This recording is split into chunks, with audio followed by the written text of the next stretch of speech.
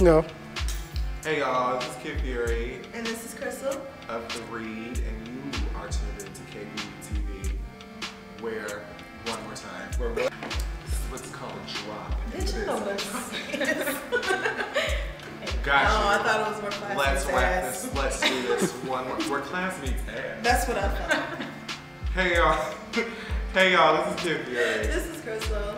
We're The Read. And you are watching KBU TV. Where class meets entertainment.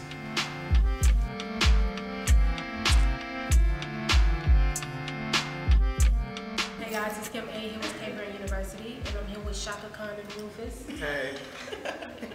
So this is Crystal and Kid Fury from The Read, and I just want to thank you both for taking the time out to do this interview with us tonight. Well, thank you.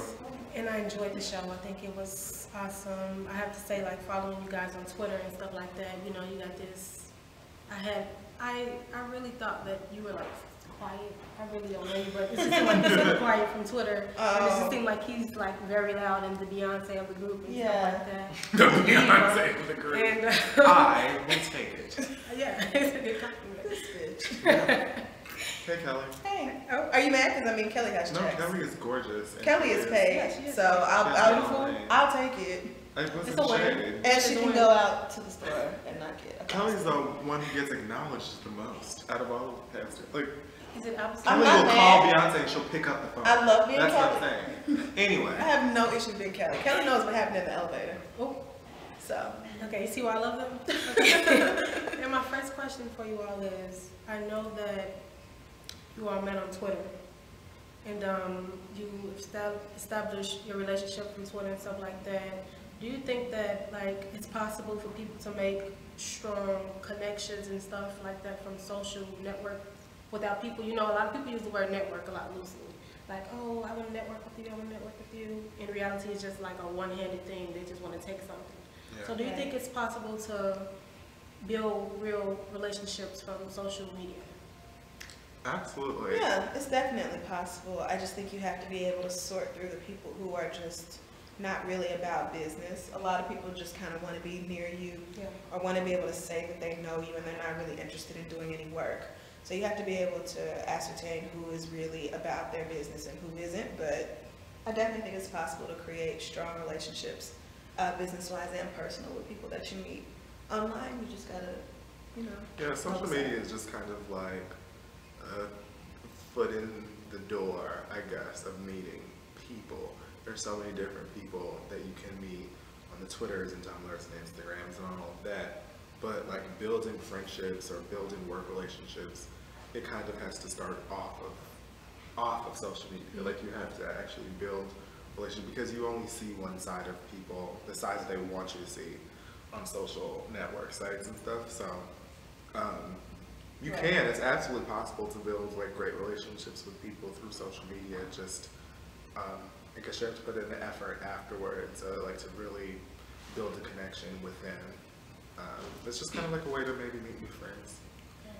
And I was reading about you, Kid Fury. I read that you had like this special connection with your grandmother, and so did I. Like she used to curse my ass out all the time, and she cursed everybody out, and we just lived through it. Do you think some of your personality came from watching your grandmother when you was young?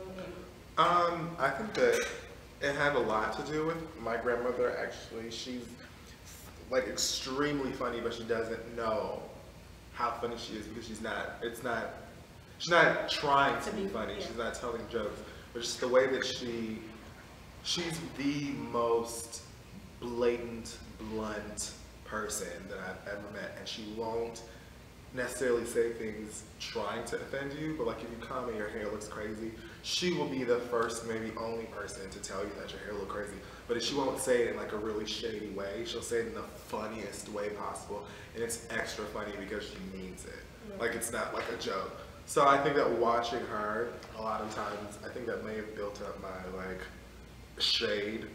And then my mother is also extremely funny, and that and sitcoms, I think, is what made me me. And I have to congratulate you both. I watched you guys on Watch What Happens Live. Oh, I saw you tweet like, watch the show, and I knew you was gonna be. I just want to congratulate you on that and your Shorty Award and Thank you you. being published in Essence Magazine. Thank you. Y'all just doing the damn thing. Thank you. Thanks. It's just been a whirlwind, and we're very, very grateful and feel very blessed. Yeah. You are blessed. We know it. Yeah, like people, like you don't understand. Like when I told people that we were coming here and doing interviews, everybody, do you have an extra ticket? I got here and I didn't have a ticket myself, so I'm like, no, I don't have a ticket. And like you guys average more than 80,000 viewers, listeners a week. How does that make you feel? How does that make you feel to know More than that? 100,000. Those are the SoundCloud listeners. Okay. Give me together. No. How do we do that? How do do we you think feel? it came about? Like, I know people love your personality and stuff like that, and of course, like, it's gonna be more and more. How do you think you got to that point to bring in that many viewers? I honestly have no idea. I think that I knew that the podcast would be well received by people because I think that, like, I had an audience before the podcast. Yeah. She had an audience before the podcast. And so I thought that would be like a really fun way for those people to be like, oh, look at something. I didn't think there would be something that would like grow into a life of its own. But then again, like in like retrospect, it's the same thing that happened with YouTube for me. It was just supposed to be something that like to add on to my blog at the time, SoFurious.com. And then it just kind of ended up becoming like its own thing.